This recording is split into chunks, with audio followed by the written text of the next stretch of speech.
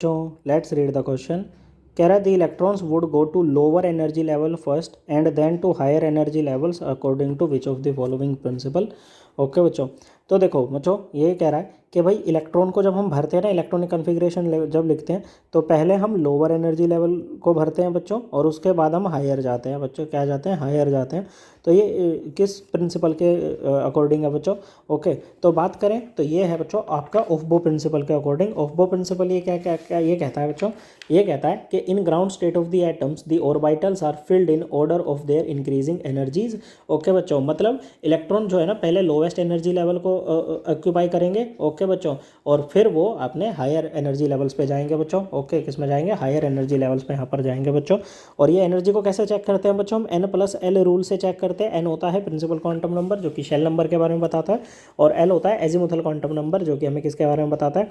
जो कि हमें सब शेल के बारे में बताता है। ओके, और अगर कहीं पर N+L की वैल्यू सेम आ जाती है तो हम देखते हैं जिस जहाँ पर देखो N+L की वैल्यू जितनी ज़्यादा एनर्जी ऑर्बिटल की उतनी ज़्यादा बच्चों।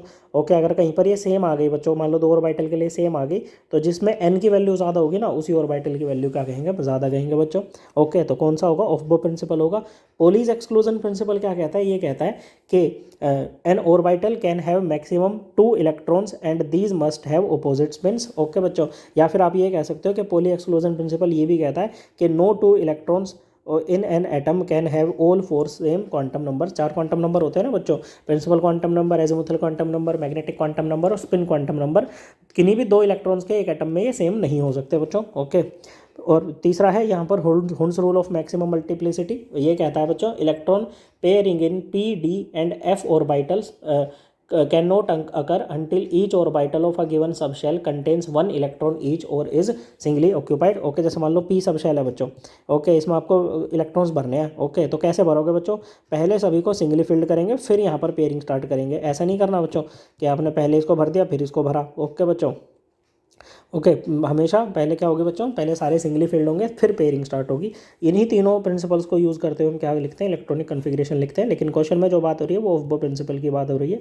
हाइजेनबर्ग से अनसर्टेनिटी प्रिंसिपल ये कहता है कि जो माइक्रोस्कोपिक पार्टिकल्स होते हैं उनकी बच्चों साइमल्टेनियसली पोजीशन और मोमेंटम को एक्यूरेटली कैलकुलेट करना बहुत ही मतलब बहुत ही इम्पॉसिबल है बच्चों। ओके, क्या है बच्चों? वो एकदम इम्पॉसिबल काम है।